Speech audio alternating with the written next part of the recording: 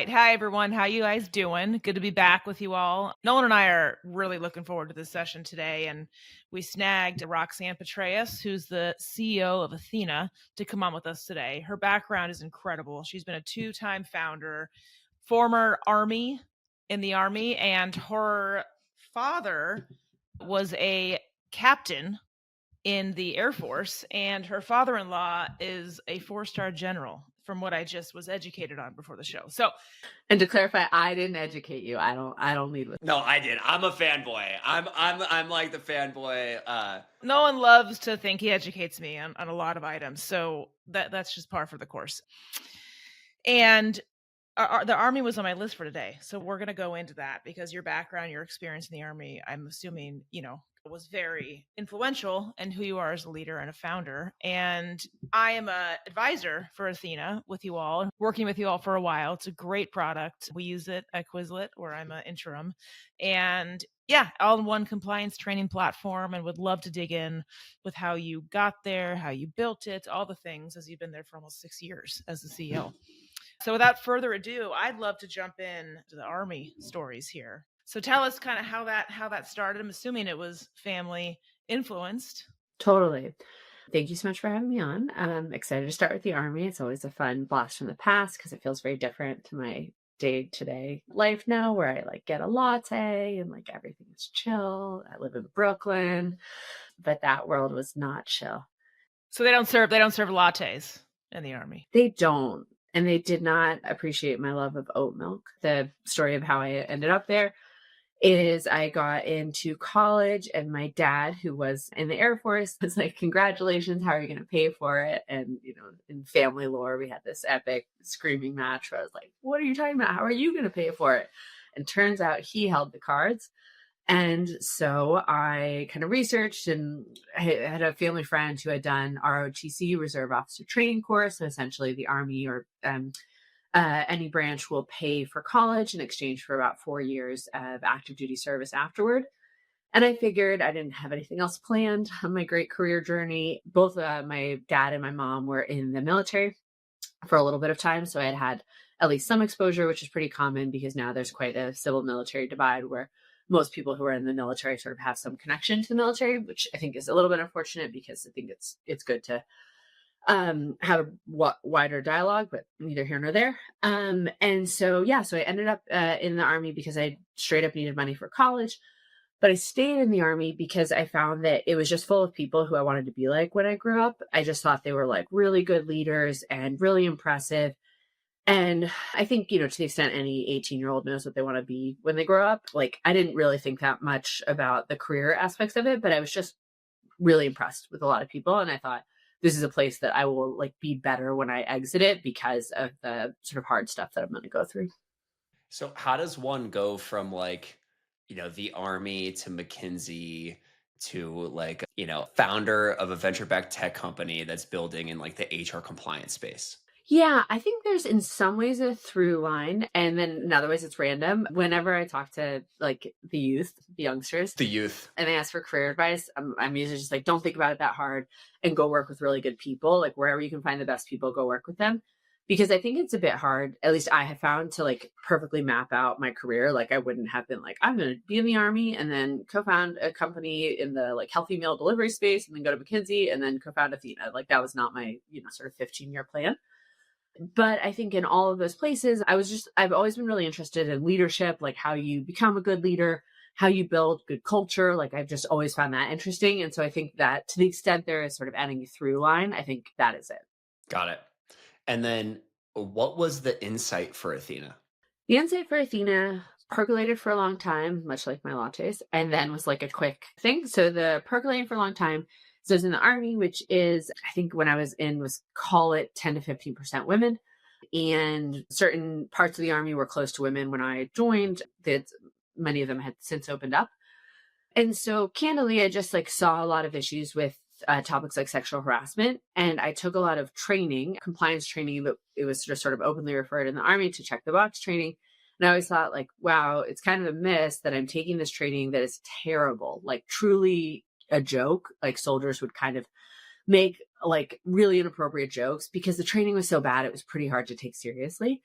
And yet I would walk out of the training and be like, well, there's a scenario, there's a scenario, there's a scenario. So that was just like in the back of my head, in particular, because I actually found that when you worked with soldiers, and officers, they were by and large like really good people who wanted to do the right thing. They didn't want to be jerks. They wanted the best out of their whole teams. But this training just like totally didn't reflect that, and instead felt very stuffy and very legal and very like it made women seem scary because they might report you at any moment. And then when I got out of the Army and I was at McKinsey, I was just surprised because it was sort of an era where McKinsey was in the front page of the New York Times pretty frequently for like ethics issues, bribery, opioid related work.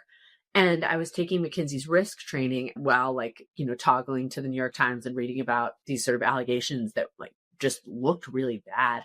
And I thought like, I'm taking this training that's telling me about ethics, but I don't feel any more equipped to like handle an ethical situation if I came across one at McKinsey. And furthermore, this is like, one of the premier institutions for corporate learning. Like if anyone is going to have good compliance training, good risk training, good do the right thing training, it's going to be McKinsey, and they don't have it. And so I went and talked to a mentor there and basically said like, hey, I've got this idea for a startup. And he was like, yeah, cool. I'll angel invest, just leave. It seems like you kind of want to do that. You don't seem that into this. And like, I think that's just a better fit. And so that's the long and the short of it. I mean, so Roxanne and I talked, I think the first time we chatted, I was definitely not an advisor, and I wasn't until a year and a half after we talked, I think. And that was probably 3 years ago and something like that, maybe 2 years ago. And you were asking me like, hey, what's it like out there? How's training work, LMSs? And I was like, I can't stand LMSs. And usually I can't stand L&D. It's a whole thing. I do remember this take. I slacked my co-founder right after our conversation. Yeah. Yeah, I just feel, and I still feel really strongly about it. I was talking to someone yesterday about it, and I'd love to get both your takes on what's changing with that, because I loved how you started Ethena based on it being terrible and kind of all these things. And I get questions like, should we have an L&D function? What is it even anymore? What systems do you use? How does it work? And I just love to talk about that because I think that infuses into how you all built Ethena and work with your clients. Totally. Yeah, I can start, but like happy to riff, like take challenges, all of it. Okay, so this is all credit to my co-founder. In the very beginning, she had this very strong perspective that training is top down. So as a company, Quizlet, I tell everyone, you need to take harassment prevention and code of conduct and cybersecurity training. Learning is bottom up. I want to become better at communicating. I want to be better at one-on-ones. It's like discovery based and it sort of requires that.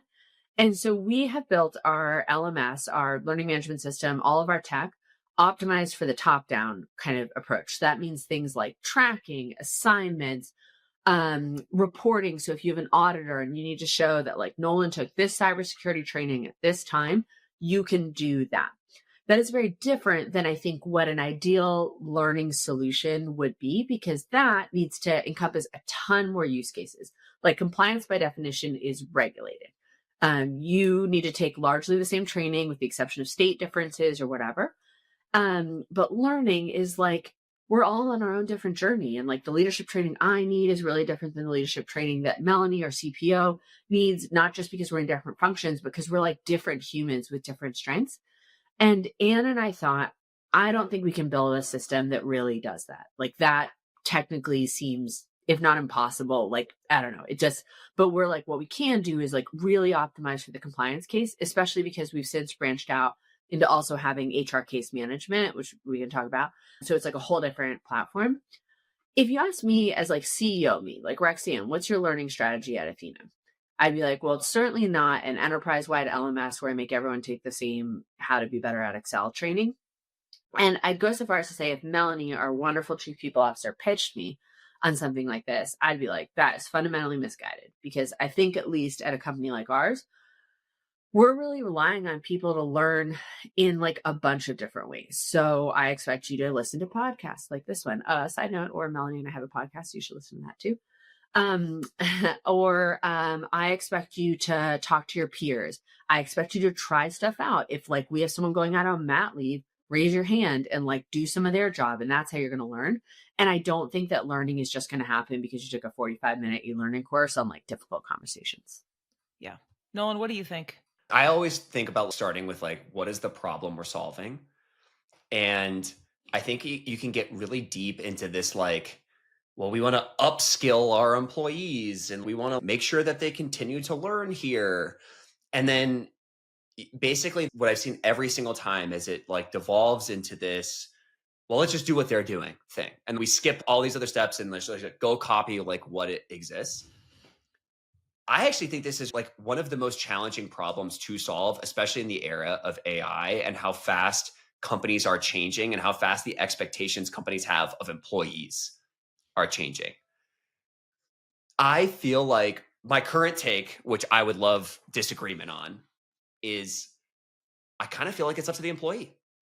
Like there should be resources for the company that the company can offer, but like I'm never going to be the person who's like, oh, let me go click on like this Excel training and go do that. Like it never shows up that way. It always shows up as like, oh shit, like I have this gap. I need to Yeah. solve it. Let me do some, like I should first as an employee do my own research on how I can solve that for free. Then if I need to keep getting more learning in that area, then what I should do is go to my manager, get some feedback from them on what I should be doing, like triangulate on this thing. And maybe it's like a one-off class that you go take. Maybe it's like we get you a coach. I just feel like we're trying to do these peanut butter approaches because that's what we've always done. And it's a shit approach. But also, the reason why peanut butter feels good is because it's equal, Right. right? And everyone has access to that. It's also very easy. I feel like if you're like, tomorrow make a learning strategy, and you're like, I gave everybody access to X course library, that's like pretty easy from an implementation, exactly from an implementation perspective. If you're like, did they learn? Then it's like, that's actually really complicated. And did I identify the skill gaps I'm trying to solve? Like, I mean, I have sympathy for people because that problem is much harder. But I think I tend to agree that like an organic and employee driven approach is best. I think Melanie, like we have an amazing relationship. I think she rocks. I think one of the areas where we tend to like approach things differently is I usually have a little bit more of a like sink or swim folks. And she has more of a, hey, we need to lay the foundation and make sure that people know about this and have access and et cetera. And I think maybe the answer is sort of both are true. Like your best employees are always going to succeed in a sink or swim sort of world. But especially as a company scales, like I think it's pretty hard to, and I mean, like maybe AI will change this and every company will have only 20 employees and there'll be this incredible team of truly only A talent. But I think as I talk to most companies, when they get like, I don't know, past like 500 employees or so in their most honest moments, they're like, not everybody is like an A player because that's like pretty hard to, maintain that bar for quality when you're also going for quantity.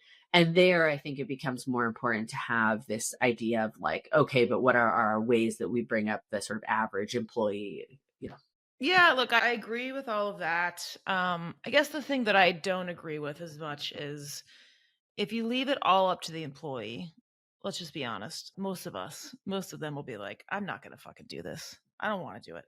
So I do think there are things that the employer does need to identify. It's kind of like kids. Like you don't think you need this, but you need it. I think the trick is what I've been so annoyed about with this stuff is that is true.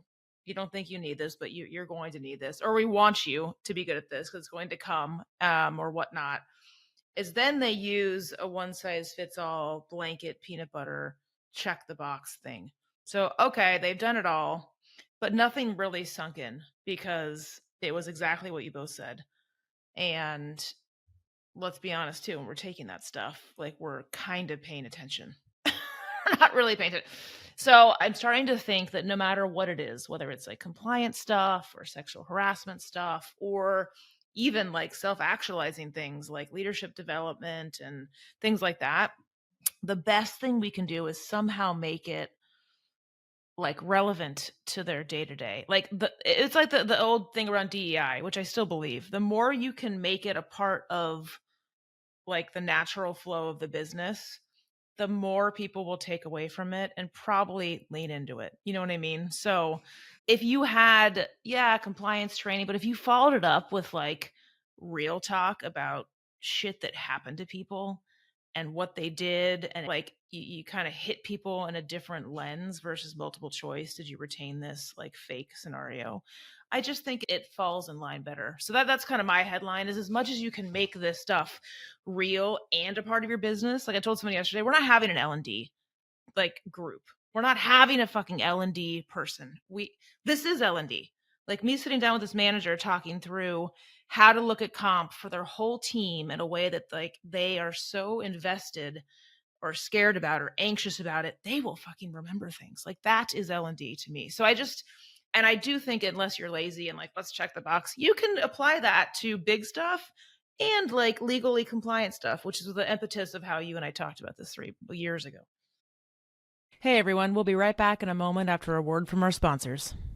I must admit, I used to believe that AI didn't actually exist in recruiting or HR. That is until my friend Heather Doche, who leads talent at Signalfire, told me to check out Metaview. I got into the product and was like, wow, AI actually does exist in recruiting, and this product is sick. Metaview is the world's #1 AI scribe built specifically for recruiting. Their AI records and transcribes hiring conversations, like intakes, interviews, and debriefs, then provides perfectly summarized notes of everything that was discussed. I've seen firsthand how tough it can be to extract consistently high-quality data from candidate conversations. I've been in debriefs where interviewers told us about their feelings instead of what actually happened in the interview. And I've seen VPs and CEOs block hires because they didn't learn anything from skeleton scorecards. Metaview changes everything. With perfect notes from every conversation, your people can focus on creating a human connection with candidates, and they can save time on the busy work of cleaning up notes after every interview. But it's so much more than just a time saver, because perfect notes means perfect data. For every candidate and every pipeline, hiring teams can make confident, informed decisions, and talent leaders can finally take control of the interview process. Metaview covers all your compliance needs, works with all your existing tools, and takes less than 3 minutes to set up. Join talent leaders at organizations like Brex, Deal, HelloFresh, and Quora, and check out Metaview. Head over to metaview.ai/heretics to talk to one of Metaview's product experts. Tell them that me and Kelly sent you. Or you could just go to their website and get started for free. You'll be up, running, and AI-enabled in minutes. Let me submit this for you guys. I think the best L&D is #1, a great manager. And then #2, special treatment for top performers. I think on the first one, I buy it in that, like Kelly, something you said actually made me think about DEI. So like, I think siloed approaches don't work, right? So if you're like, this is our DEI function, and then here's sales and engineering, and you're like, oh, so only the DEI function is diverse. I think like L&D would be kind of similar of like, I think it should be everyone's job, and not said in a way of like, I give lip service to that, but then that basically means like no one needs to do it. But like sales, I spend a ton of time with their sales team. I love sales, love hanging out in that world. And like sales training to me, like Kelly, so how you framed it of like, hey, this is a waste of my time. I would argue if an AE thinks that our sales training is a waste of their time, get out of that sales training. Go prospect, go, let's see your great win rate, hotshot, and like amazing. And I think it's the job of the manager, Nolan, to your point, to make sure that is not a waste of time. Because otherwise, literally, what are we doing? Everybody go leave and do something else. Compliance is a little trickier. I always love, no one has taken me up on this, but I think a really innovative approach would be making it optional. But then if you mess up, like you employee are super duper screwed because you didn't even think that you needed to learn, how to handle a reasonable accommodation request, and turns out you did it disastrously. I understand all the reasons that companies are like, no, thank you. I will be giving this to everybody. And I think that's probably smarter, especially as you scale.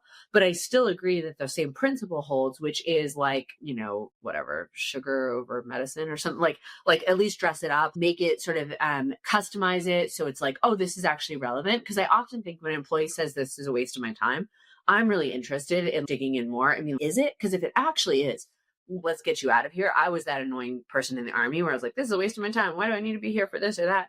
And I think there was something to it, which is, okay, maybe I could, maybe I've already got this. Can I test out? Like stuff like that. But anyway, so Nolan, I agree with your first point. Second one, I think I agree with too, because you want your fast performers to just like run. Like, I just want like run. Yeah. Exactly. Right. And then the sub bullet of the second point is I feel like those people help pull up everyone else in the org. Right. And so it's like if we can keep giving these people, I had an old manager who had this philosophy around surprise and delight. And, I came in as like the smart ass kid who was like, well, how does that scale, Keith? And he's like, well, it does it, Nolan. and like some things just don't scale well. Right. And you just have to have the intellectual nimbleness to be okay with that. And I find that as companies scale, there's this pressure that's applied to like, what is our L&D program? Like, we must have this codified and documented. And I'm just like, I don't know, have dope managers and give the A players everything they need to be successful, and that like things just work. Yeah, I mean, to be blunt, I haven't taken, aside from compliance, this is why like my distinction between training versus learning, I think is different. But so I've taken my compliance training every year. But I have not taken an e-learning class in, I don't know, like, Literally never. yeah. Yet I think I have learned so much since running Ethena as an example. I learned because my co-founder educates me on how to build great products, or Melanie explains to me what the hell a pip is. And I'm like, oh, fascinating. Like, didn't know. And so like, yeah, I think if you have really good people, that is your learning strategy, because they are talking to each other and building, and you can just learn. I think, Kelli, your point on like kids, I'm a mom of two. I don't know if you've noticed the incredible artwork. It's not available in stores. This is my son's. And I think that learning can happen when they ask me, like, if you're 150, do you die? And it's like, that's a learning moment to talk about like mortality, you know? Yeah. And they actually want to hear about it. Like, you're not like, let me tell you about this. And they're like, I don't want to know about this. Exactly. If I sat down and was like, today, here's your workbook. And they're like, well, that's not what I was interested in. Inexplicably, I'm interested in death and dogs right now. I'm like, okay, cool. Let's talk about that. Yeah. Like, I was going to sit down last night and like, listen, you're going to learn about rental property investing. It's very important. It's interesting. And they're like, we don't want to do that right now. I'm like, all right, I'm not going to waste an hour and have you retain like 8% of this. I'll wait until you're older and you want to make some cash and learn how this works, and then you're going to listen.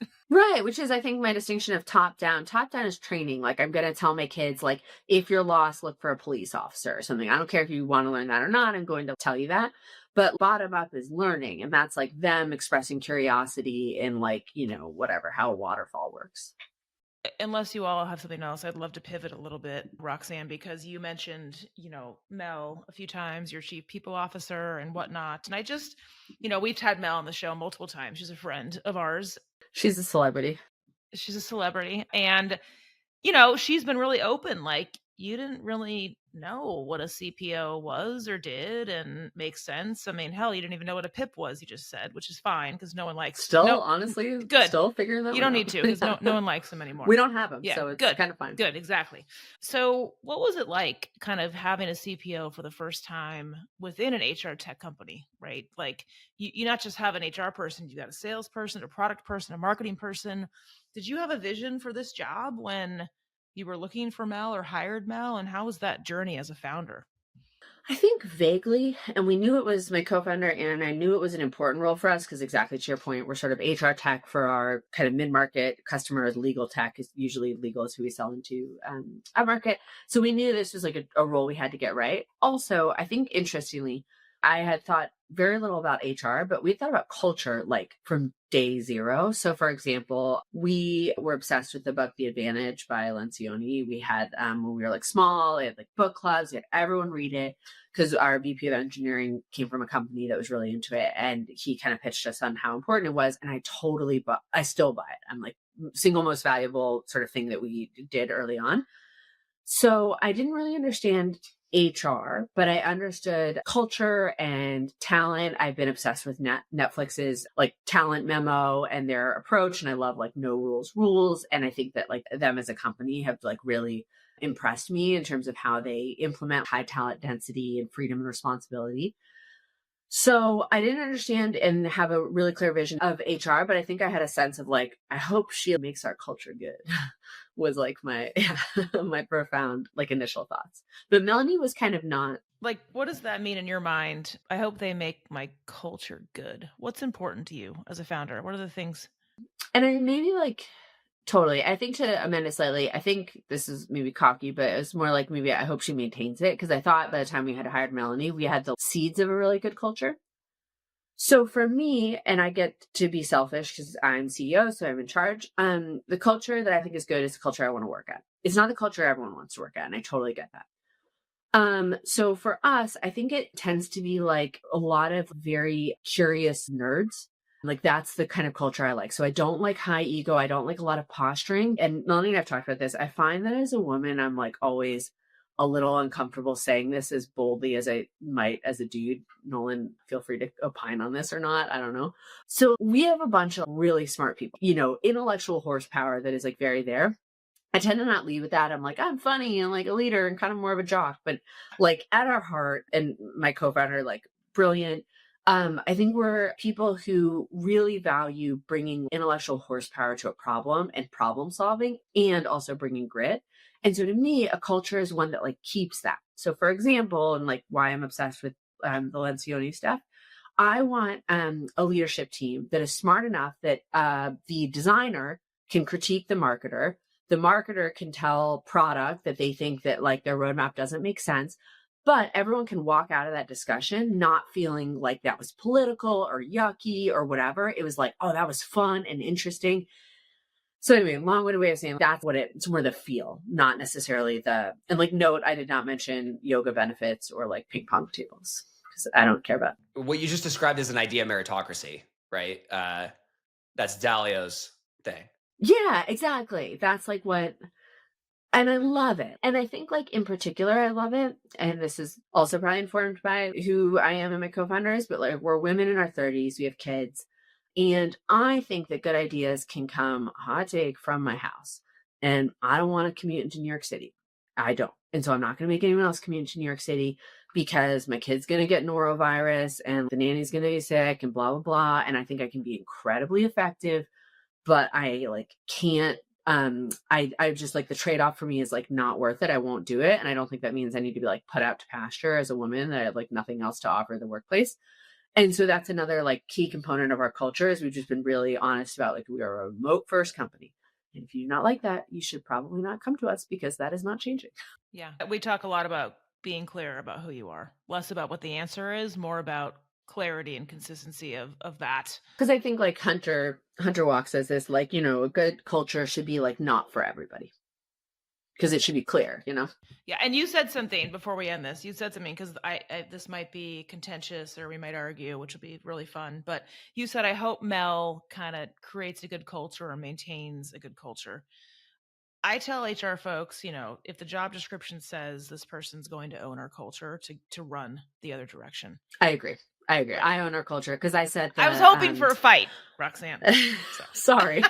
I'm sure we can find something to fight about, but this will not be it. I think I've been shocked to learn, in particular in tech, I think like cult of the founder and stuff, how much like power Anne and I have. Like we just set the DNA so early, not even necessarily intentionally. Like we have this joke, Anne always says zhuzh. So I'm going to take this document, I'm going to zhuzh it. I've never said zhuzh before joining this company, and now I zhuzh everything. And that's a like silly, superficial example, but I think a lot, like Anne and I are kind of like deeply humble, but massive nerds. And that has been like baked into the DNA, and then it kind of perpetuates for a bunch of different reasons. So Roxanne, there's this narrative right now online amongst chief people officers in this, like, I will describe as kind of like a crying to each other thing, that the role has gotten too big. Like I keep seeing this and it's driving me insane. And so actually I think like the CPO with the biggest role that I know is yours. And the reason why is because not only does she have to serve as chief people officer, she's also kind of like one of your biggest marketers, probably like somebody who's like helping close deals all the time. Like she owns more shit at a tech company for a CPO than any other CPO I know. Do you have a take? That sounds right. Right. But like one is like, I know Mel, we're homies. She loves her job, right? She's like, I hope so. This is the truth. At least when she lies to me, maybe, I don't know. Yeah, great. Good. As long as she's lying to herself, that's like really the most important thing. She's like, I love my job, right? Like I'm having. I think she does like Where is the dissonance? right? Where is the dissonance between this online discourse going on, which is like too much? Why do people think that it's too much? Like, what has been added, or what's So the the things I'm argument? seeing, right, Kelly, maybe you can chime in on this, is like RTO. We had to deal with all the stuff like with George I'll Floyd in solve that one. Don't 2020, do it. Like, don't return to DEI, office. like all this Mm. shit that it feels like is like, well, I don't want to deal with it. Like, let my CPO deal with it, which is actually what I think is going on. And I think there's also misalignment with what the role should be on the way in. And then it's like you just start taking on more. And then it's like you basically just become like the dumpster for no one else wants to deal with this. Like, you go do it. But like, Or they don't know how to deal with it because it's complex and high stakes and uncomfortable, and so they just kind of. but Kelly, you've seen this discussion online, right? Of course. So The CEO or the C-suite team, it depends. But like, I look at Roxanne and Mel. I'm like, Mel has like the biggest CPO job in tech because she's part of the go-to-market team. Mm. Yeah. Okay. So I think, and like, I caveat all this with like, still don't totally understand HR, which I think has actually made me be like, here is how I think it should work in our company. Because like, as another thing, I'm really curious about like, what's the distinction between a CPO and a COO? If a CPO in my mind is doing what a CPO should be doing, but we can kind of get to that.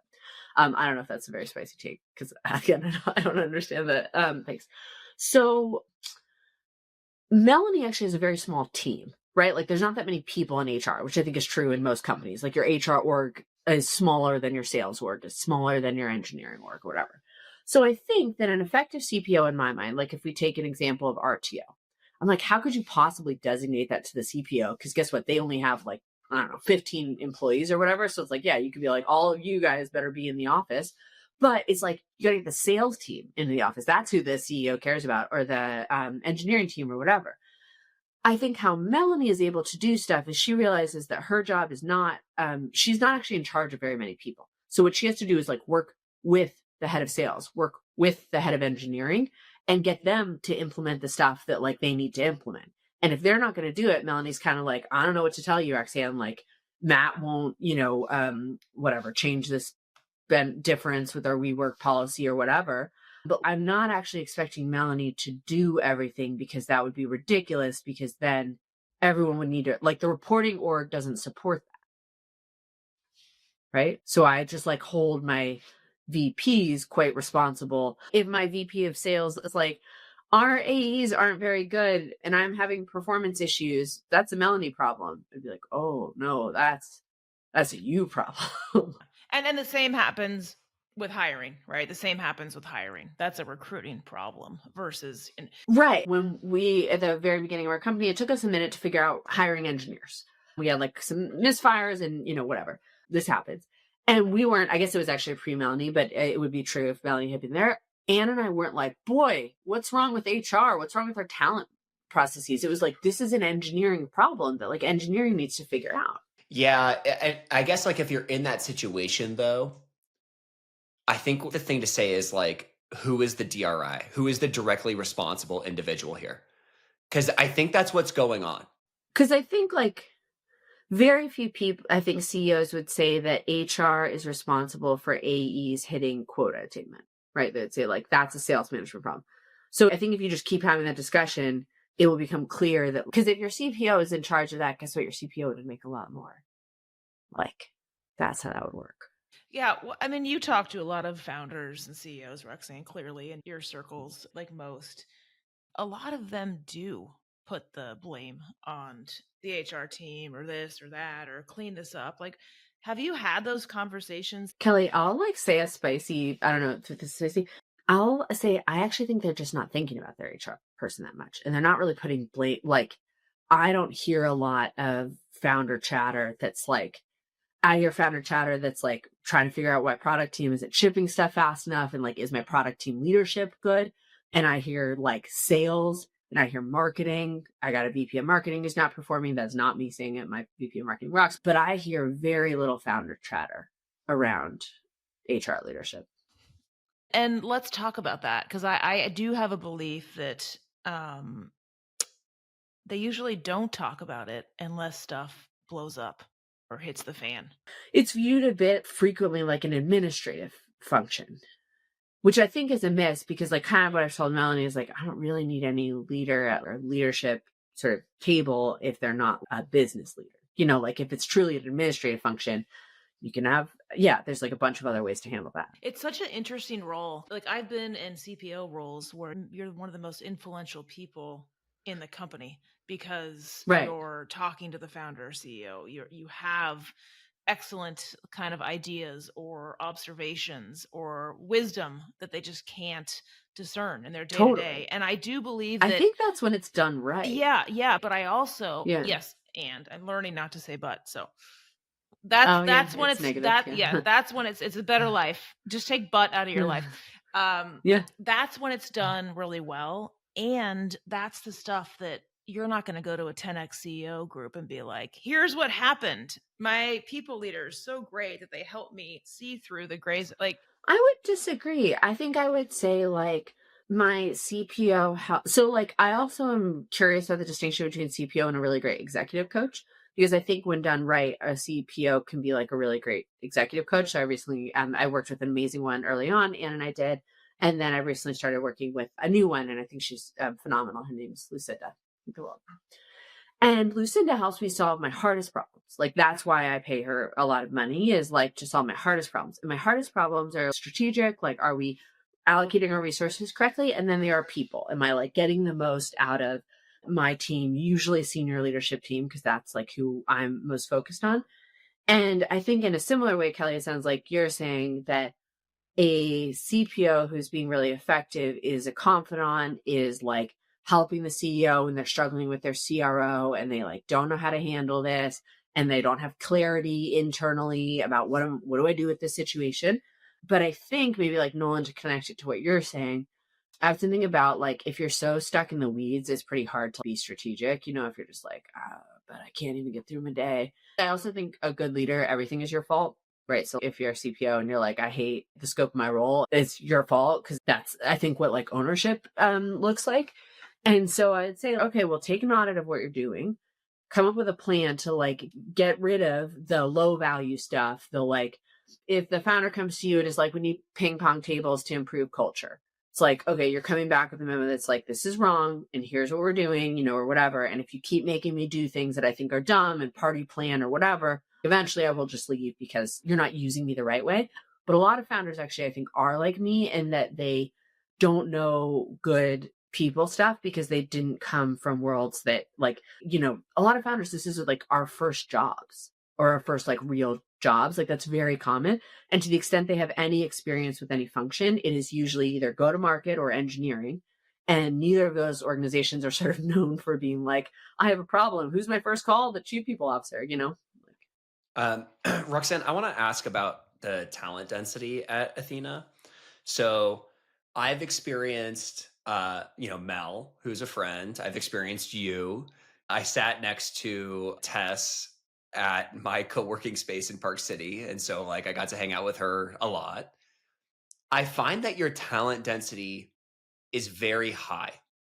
And I experience the three of you as like very serious, highly intellectual. Like you guys have fun and stuff too, but like we don't have that much fun. We're not a fun team. I got to be on my shit. Like I'll tell, like when I was like, I got to be on my shit when I show up to conversations with you guys, because it's like, this is kind of like it's a serious culture. Yeah. What do you think about this era right now, to where I would say like, I think Google maybe started this with the, work 30 hours a week, sit on the roof for a little while, not get real shit done. Are you guys having a hard time setting the employee expectation with like what your business reality is? Are you finding that there's like a tough clearing price there between what employees expect and what you guys expect? For a moment we did. I think at the height of the tech ZERP silliness era, yoga for dogs, I think we did. If I'm being like fully candid, Melanie and I were talking recently about some of the experiments we run, because we're like, I'm very open to experiments, and one that we did was summer Fridays, where people didn't work on Fridays, and it did not go well, and we stopped that because it was like, this does not work. But I would argue that an era in which I was like, sounds good to summer Fridays, probably indicates like that was the peak of that. I think, though, in general, we have not had a big issue because we've had a lot of clarity in our recruiting processes about like who we are and sort of like why you should and shouldn't join us. So like jokes aside, I remember joining McKinsey and be like, oh, people's kind of whole life is here, right? There's like happy hours every night and team dinners. And like, if that is your jam, we will be a really disappointing company because we like work really hard and then like people close their laptops and usually go do something else. We're not like, you're not going to find us like shots kind of company. Like it's just not who we are. And I totally get that that's like a thing that some people are looking for, or they may be looking for it at certain stages. And so no, in general, I would say we have not had an issue, but that's because like, even, I don't know if we still do this, but I remember doing it in some of my interviews, and I think it can be really jarring, but I think it can also be really clarifying. I would ask if we have to part ways in 6 months, what went wrong? And I think that just kind of is an indicator of, I am aware that it's very possible that we will need to part ways. I think sometimes people find that surprising from a company that is run heavily by women, not by design, but that's like what our leadership team looks like. And so I think they kind of associate with like, this is going to be really caring and nurturing. And then like Melanie is a shark. Like, and I think it took me a minute to like realize that, 'cause she's like, So are you. short. Yeah. But that I knew about me. I didn't know it about her because she's like short and friendly and bubbly and talks about like dogs and possums. And so I think it's very easy to use heuristics to equate that versus like, I think there's a lot of tech posturing right now, hardcore, and we're this and we're, and like, we haven't really like led with that messaging, but in general, I think it sort of comes through in the interview process and people aren't totally surprised. Yeah, I think that's the thing, is that there is a bias associated with a primarily like a leadership team of women that you would expect. Totally. I mean, I have like kids' photos behind me. It'd be reasonable for you to be like, she's gonna be like super nice. And instead, you know, I'm like, hey, like I know our poor VP of marketing has like maybe norovirus. And I just like send him a Slack. It was like, I really dislike this thing that your team just put out. And I'm so sorry that you're probably like vomiting your brains out right now. But also, I do not like it. You know. Also, let's have some Yeah. real talk and feel better soon, Right. because we're going to have a conversation when you get back. Exactly. Like, and I'm not like, I won't remember to send him like get well package, you know, like it's just like, not gonna. Roxanne, I sincerely appreciate your authenticity. Last thing for me is actually like, what is like Thanksgiving like with David Petraeus? It usually starts with a turkey trot. Okay. He's a very good runner. I was gonna say, is he competitive? Oh, he's incredibly competitive. We did a 5K for my wedding the morning of, and the rule was no one is allowed to run faster than him because just don't Don't start shit. Tone wrong. Just don't do it. You know. That's incredible. What's that clip? Like, what is that clip? 8 minutes a mile? Oh, I mean, at his peak, he was like, I don't know, 6-minute mile sub. Like, it's ridiculous. He is kind of superhuman. But I would say in general, Thanksgivings are fun. Talk about someone who's intense, so you know it works perfectly. A lot of talk about leadership, etc. Yeah. Does he make his bed? I have no idea. This is the thing. Yeah, Kelly's the thing. If you follow Jocko or any of that stuff, like Roxanne had the thing about it's always the leader's fault. Like that's definitely like a Jocko military principle. I mean, I would say. Well, it's also making your bed it serves for a good day. I always make my bed, you know? I mean, I have a duvet. It's like how hard Yeah, it is to make it. nice. I just throw it over. You know, I'm like, oh, it's like made. Yeah, you done. know, like that. Check. I still don't do it. Yeah. It's still not us. Oh my God. Oh my God. That follows you in all aspects of your life, Nolan. It does. You know, make that bed. It does. All right. Roxanne, this was a blast. Thank you so much Same. for the time. Thanks so much, Roxanne. Oh my gosh, thank you guys. HR Heretics is a podcast from Turpentine, the network behind Econ 102, Moment of Zen, and Turpentine VC. Subscribe, 5 stars, share it on Apple, YouTube, Spotify, anywhere you get your podcasts, all the things.